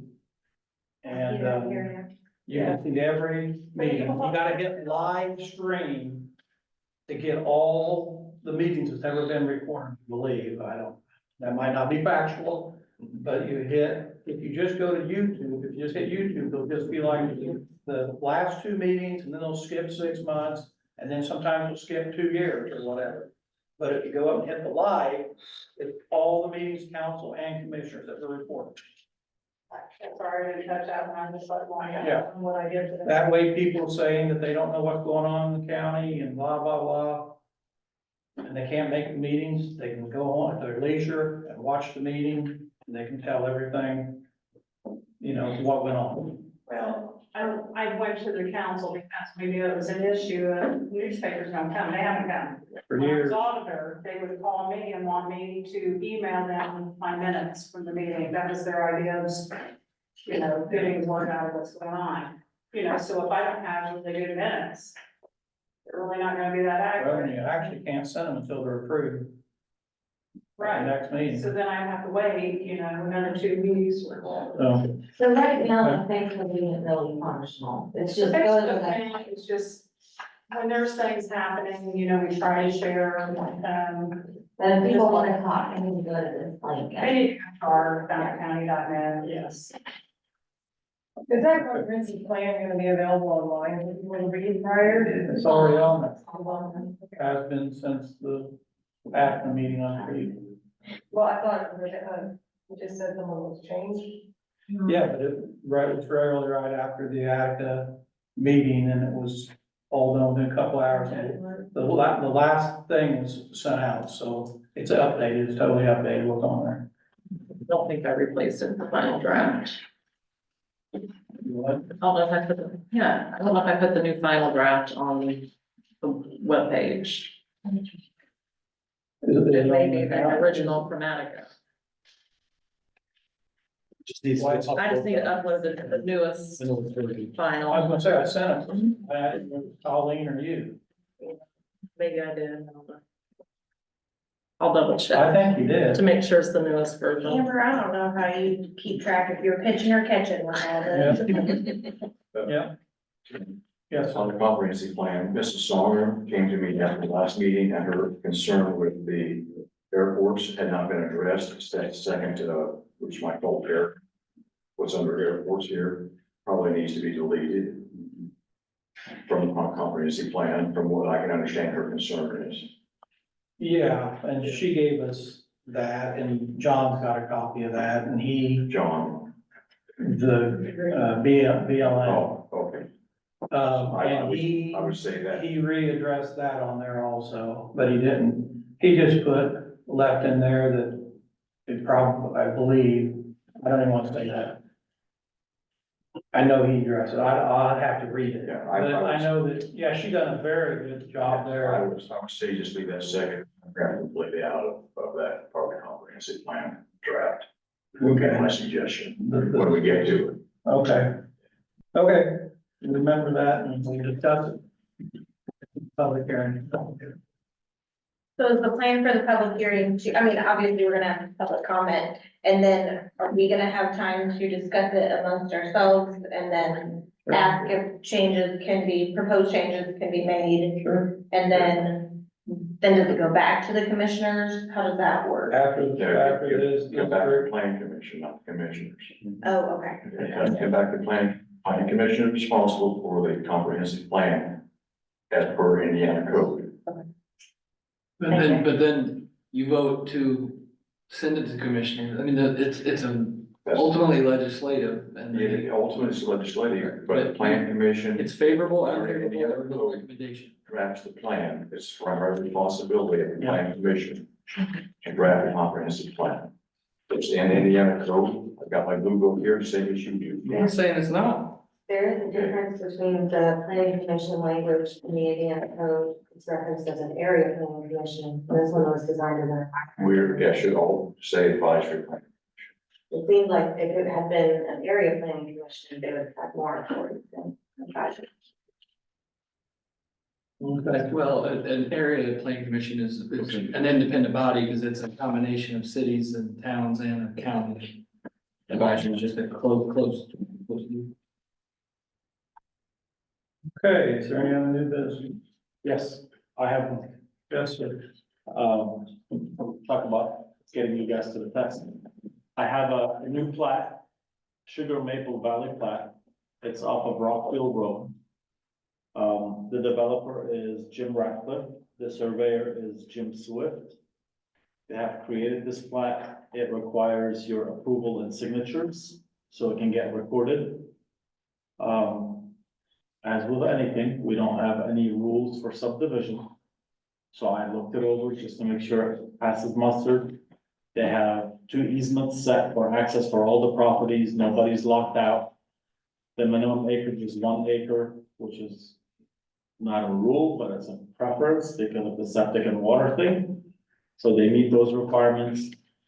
So that's not a rule in Fountain County right now, 1 acre? I thought it was. Yeah. It's what did you say? I think it is in ag. Is this in the ag district right now? No, this is down by Town Central, right across. the Yeah. street from Town Central. Oh, so is that a business or? No, it's across the street down on Rockville Road, so. Like before, Rockfield? If it's on Rockfield? Rockfield, it'd have to be an ag district. So So like if you're before coming the from cemetery? Crawfordsville towards the yeah, meat yeah, shop. I'm very familiar with the area, so once you I'm turn, not, I know my Okay, left and right, that's all. okay. So, So you pass the school on your right, yes, and the first left is Yes. Rockville Road. And you go down, there's a couple of houses, Mhm. and then it dips and goes up the hill, that subdivision is gonna be right there. So, on which side? On the right hand side, so who's So on the jurisdiction? west side of the. right hand side of the road. So who's Roger, you jurisdiction? can't. So, yeah, the rest of it is counties or leaders. This is county, This this would is. be, I guess, outside of 2 mile. How is that outside of the 2 mile radius? Oh, wait. That's probably not, because that's Fountain Central only That's gotta a be, mile. right. So what are we doing with the Petersburg 2 mile radius? That's a great question, because remember, they don't want it, they want it. They took it, it's theirs. I mean, it's theirs at the moment. Yeah. Okay, so we have to go to Petersburg then. But this is not for you guys, but here's an example, if you wanna look at it, of what a plat is gonna look like without zoning. I would like to see it. I'm curious if the access roads are off of 136 or are they off Rockfield Road? Rockville Road, it's down, I think down. it's further down towards the center. That's down. Yeah. Okay, any other communication from members? If we get these, I definitely would like to go to look at them. Are you hoping to get the signatures on the spot here? Or will we have those until? Usually you look at it, if it meets the requirements, you wanna physically look at them. Yeah. Oh, that's fine. Definitely. But we can definitely, Time around that one. Right, this goes to meetings, it's fine, so we can see them. So I really don't like that stuff, but we're gonna do the sign. So. yeah, no, that's fine, I guess. Yeah, let's assume it wasn't Petersburg, what he's asking is. I'm asking, this give me a heads up, so. Yes. That's part of my lawyer. So, Yeah. and that's fine, and I appreciate that, but with the lack of ordinances in place for subdivisions. So that I'm a signature. Yeah, you can go, I mean, you're gonna see woods, that's all you see.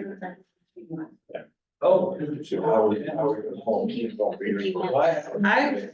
Knowledge of this at all. We have to take Oh, I it, might. just as I brought it to you guys, we'll just. sign it. Can I take a picture?